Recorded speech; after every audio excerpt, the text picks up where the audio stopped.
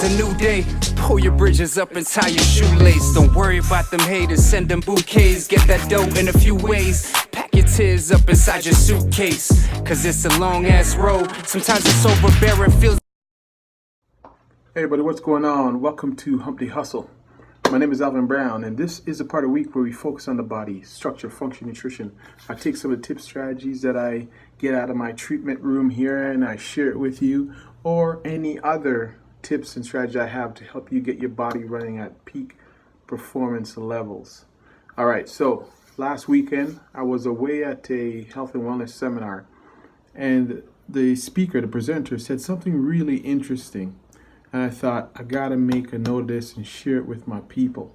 So check it out. What he said was, he was going around the room and he was asking participants and the audience members, how does a tsunami get created?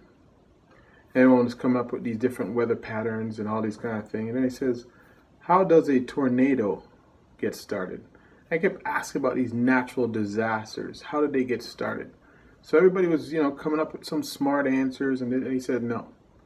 He says, here's the real answer to this, how it gets started. The conditions, it had to be perfect. It got to be a perfect conditions to create a perfect storm. Everything had to line up. And what he was getting at is he was making a metaphor and a connection to how diseases and conditions get chronic conditions and diseases like cancer or heart disease or whatever get started in the human body. It had to be a perfect storm. It had to be set up by certain circumstances that lined up perfectly. So it got me thinking about, it was a really smart metaphor because it got me thinking about how do we, I'm going to ask you, how are you setting up the perfect storm in your body? Are you doing everything that you know, and everybody knows? Everybody has a great idea. We have no lack of information today on this internet. You can find out anything you want by just searching, Googling, talking into Siri. It doesn't even matter. You can find it out. Information is not the problem. It's application. That's the big deal. So, see, because here's the thing. When something happens to you, in your body and it becomes chronic, and most conditions we struggle with in life are of the chronic nature. There's not a lot of the acute stuff. I mean, you could get over that 6 to 8 weeks and you're typically over it. But a lot of our suffering and our problems come from chronic conditions. Again, heart disease, cancer, diabetes, all these things are chronic conditions. They've been building up. And, you get some energy medicine people who say everything we experience starts in a thought. It starts as an energy and it manifests. Later on, it gets manifested into the body. And then now I'm starting to believe that. It began as a thought and it began as neglect. So what I'm getting at is, how are you setting up the perfect storm, either for health or for disease? Are you doing what you know you should do?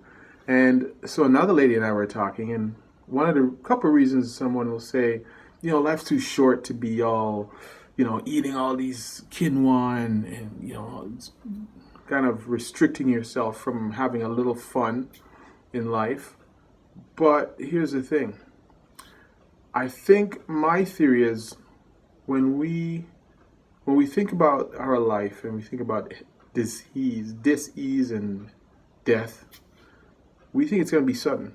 We think we're going to party all the time, live wild, live free, of any discipline. And then, boom, I'm just going to pass away. Just like that. No pain. That's the hope, that it goes like that. But I've seen too many cases where when they talk about health span, your whole lifespan, the first 50 years is typically your health span. That's when you enjoy good to decent to excellent health. After 50, what you do in that first 50 affects the next 30, 20, 30, 40 years. And how do you want to spend? For me personally, after 50 is when the quality of life really counts. Because that's when you've worked, that's when you've toiled for 30, 40 years. That's when you want to really enjoy the rest of it. and get the most of it. You have a lot of experience and knowledge now to take forward into your 50s. You know yourself a bit better. There's so many good things about getting older, and you want to be able to use those things and utilize them. So the question is, how are you setting up the perfect storm for either health or disease?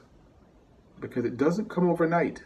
Chronicity, just that word alone says it's moved from acute, and when you ignore it and neglect it, it now becomes chronic. It's a chronic problem that can really affect the quality of your life. So how are you setting up the perfect storm? Is it in your favor? Are you things you know you should do? That little pain you felt, that little this, and here's the other thing. A lot of people, when they get into trouble, they all of a sudden want to do everything they can to get better, and then once they're out of trouble, they neglect again. So how are you setting up the perfect storm? Is it in your favor or is it out of your favor? Give that some thought, give that some journaling, and I will share it with you again when I see you. All right? We'll be back on for Soulful Saturday. Check out my social media all week. We're talking about the gut and mind connection all week. All right?